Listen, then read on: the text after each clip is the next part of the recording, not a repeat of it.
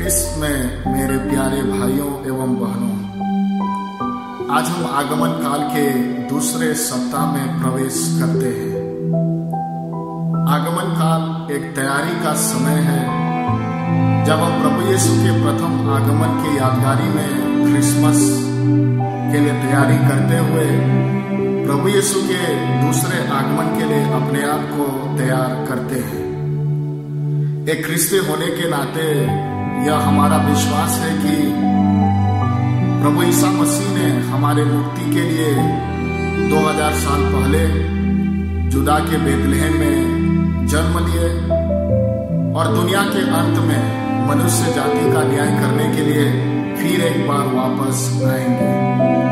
यह हमारा विश्वास है और इसी आशा में हम जीते हैं।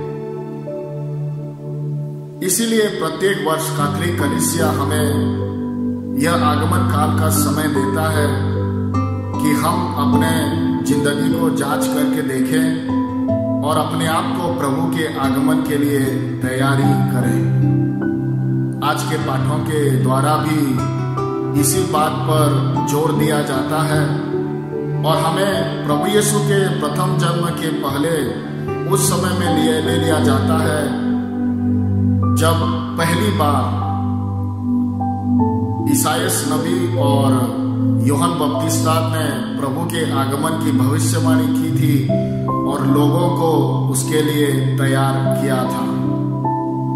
आज के पहले पाठ में हम ईसायास नबी के भविष्यवाणी को सुनते हैं।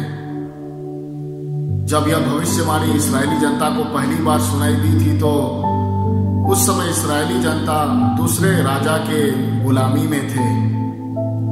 अपने गांव, अपने घर, अपने देश से मीलों दूर उन्हें ले लिया गया था।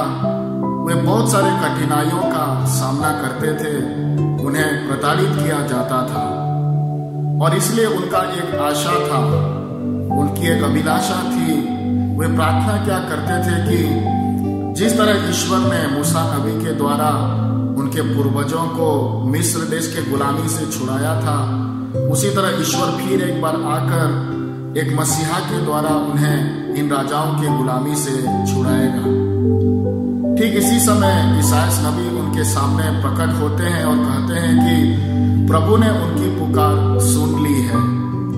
प्रभु अपनी महिमा के साथ उनके बीच आने वाले हैं, लेकिन प्रभु के इस आगमन के लिए उन्हें अपने आप को तैयार करना है।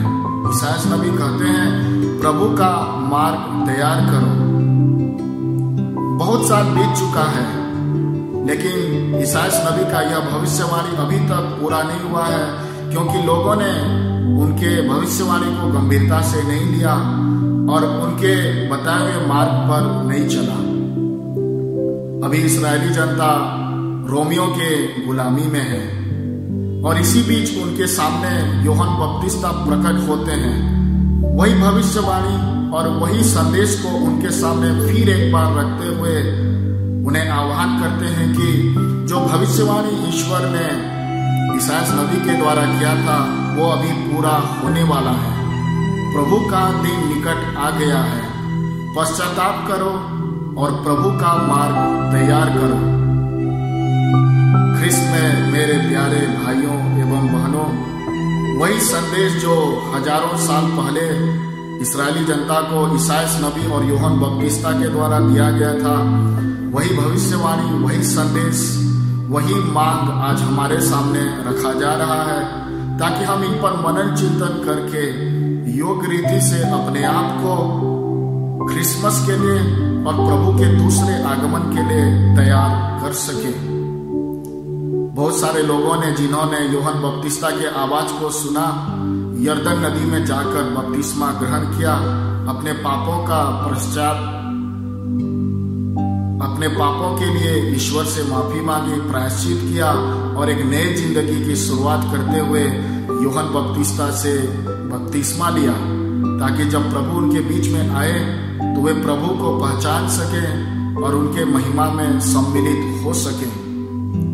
ठीक उसी तरह आज हमें यूहन्ना बपतिस्ता के आवाज को सुनने की जरूरत है और अपने आप को योग्य रीति से तैयार करने की जरूरत है, ताकि जब प्रभु हमारे बीच में आएंगे तो हम प्रभु को पहचान सकें, उनके महिमा को हमारी जिंदगी में देख सकें और एक अच्छा क्रिस्तीय जीवन जीते हुए प्रभु के दूसरे आगमन के लिए अपने आप को तैयार कर सकें।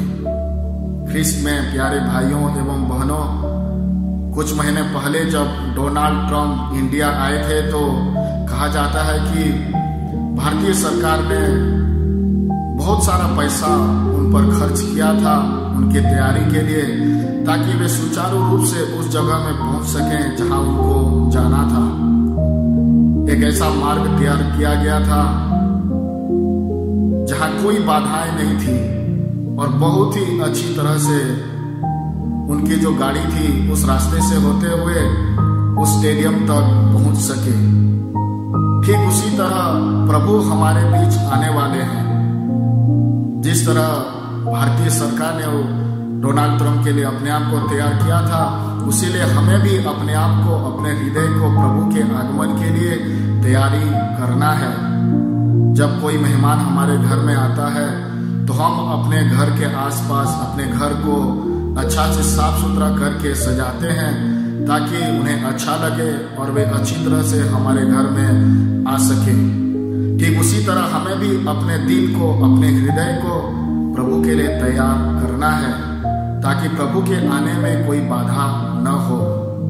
प्रभु का मार्ग तैयार करो कहने का मतलब यही है ख्रिस्त में प्यारे भाइयों एवं बहनों, कि हम अपने दिल को, अपने हृदय को प्रभु के लिए तैयार करें।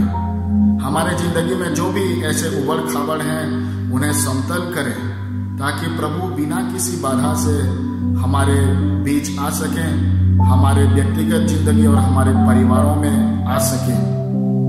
लेकिन बहुत बार ऐसे होता है कि जब आगमन काल का समय आता है तो हम बाहरी तैयारी में इतना व्यस्त हो जाते हैं कि आंतरिक तैयारी को उतना ध्यान नहीं देते हैं।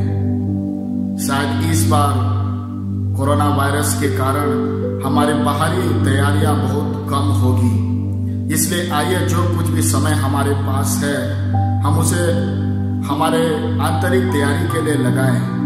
प्रार्थना के द्वारा, बाइबल अध्ययन के द्वारा, पाप स्वीकार के द्वारा अपने आप को योग्य रीति से प्रभु के लिए तैयार करें, ताकि जब प्रभु यीशु हमारे बीच में आएंगे तो हम उन्हें पहचान सकें और हमारे जिंदगी में उनका स्वागत कर सकें और प्रभु के महिमा में हम अपना जिंदगी जी सकें।